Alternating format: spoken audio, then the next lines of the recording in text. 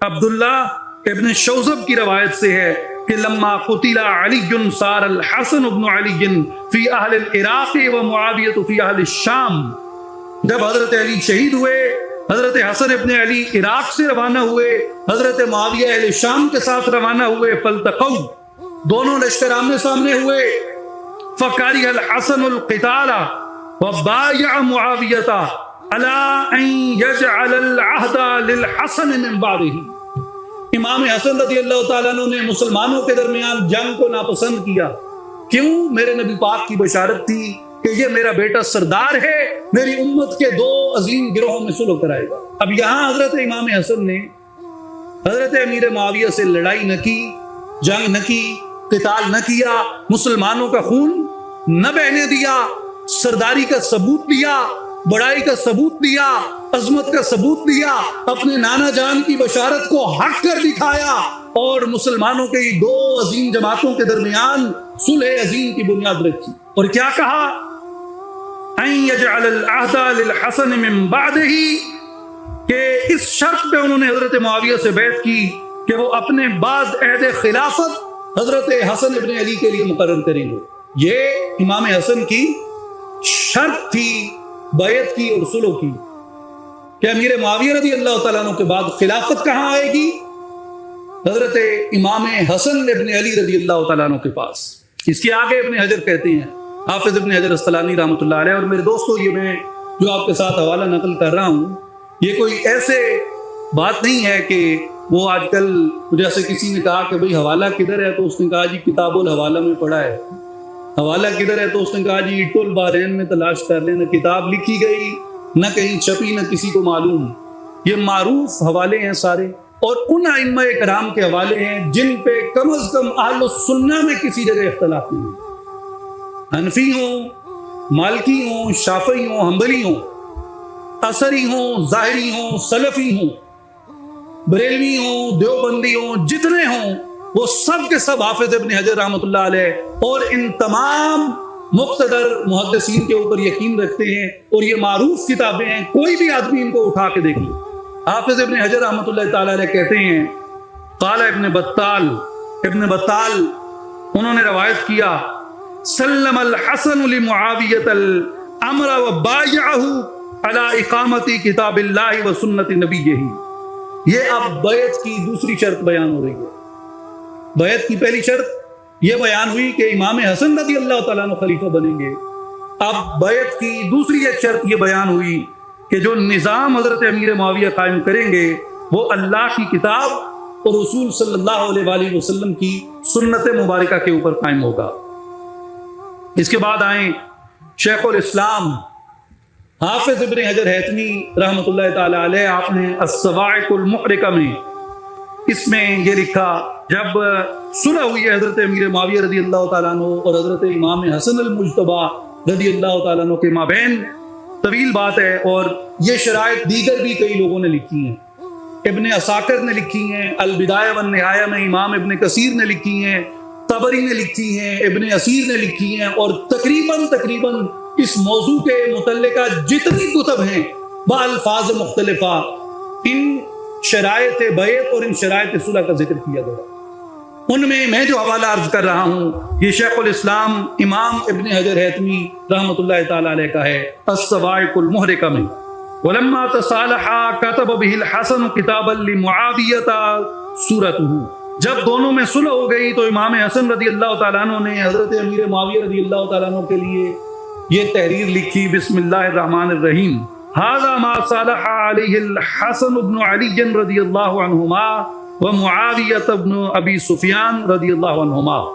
یہ وہ معاہدہ ہے جس پہ امام حسن ابن علی اور معاویہ بن ابی سفیان نے صلح کی.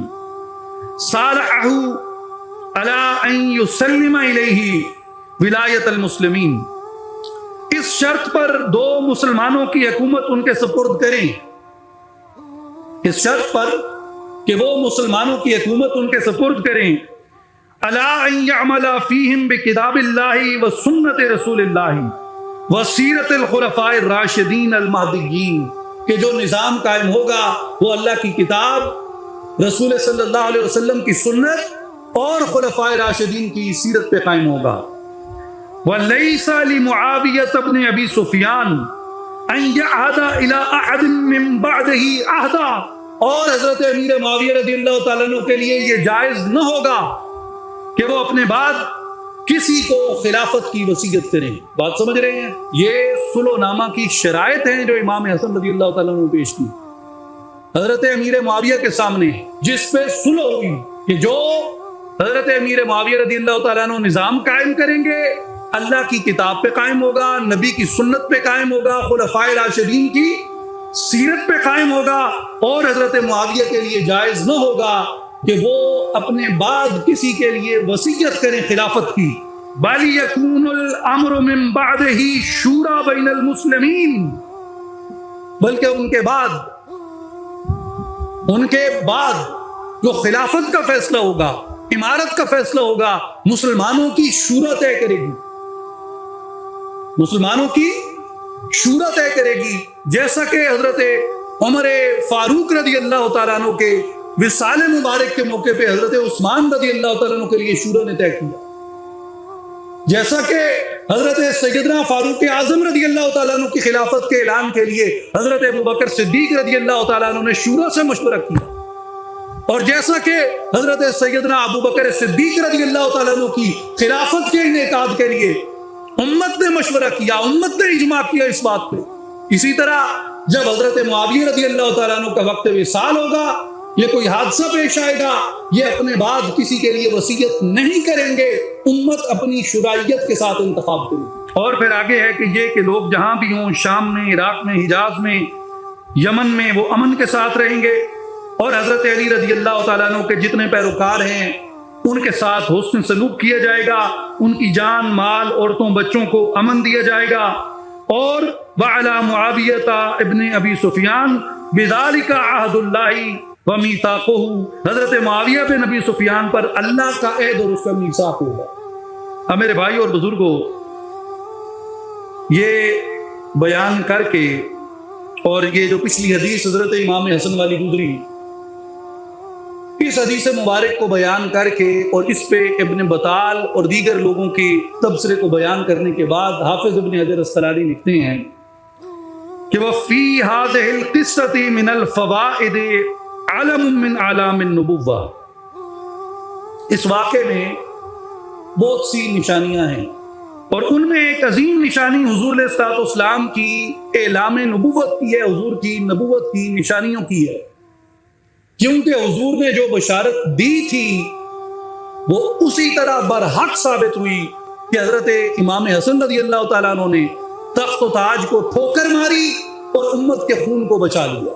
پہلی بات یہ کہ حضور کی نبوت سچ ثابت ہوئی اس بشارت کے سچ ہونے سے، اور دوسری یہ وَمَنْقَبَةٌ لِلْحَسَنِ بْنِ عَلِيٍّ فَإِنَّهُ تَرَكَ الْمُلْكَ، جب حضور علیہ السلام کی یہ بشارت مبارکہ سچ ثابت ہوئی، دوسری اس میں عظیم ترین بات کیا ہے کہ امام حسن رضی اللہ تعالیٰ عنہ کی فضیلت ثابت ہوئی، اس لیے کہ انہوں نے ملک چھوڑا، لا لقلۃ ولا لذلۃ ولا لعلۃ، انہوں نے کسی کمزوری کی وجہ سے نہیں، کسی ذلت کی وجہ سے نہیں، کسی مجبوری کی وجہ سے نہیں، بلکہ بل لرغبتہ فیما عند اللہ لما رآہ، بلکہ اللہ کی رضا کے لیے، مسلمانوں کے خون کی حفاظت، دین کی مصلحت کے لیے اور امت کے اتحاد کی خاطر۔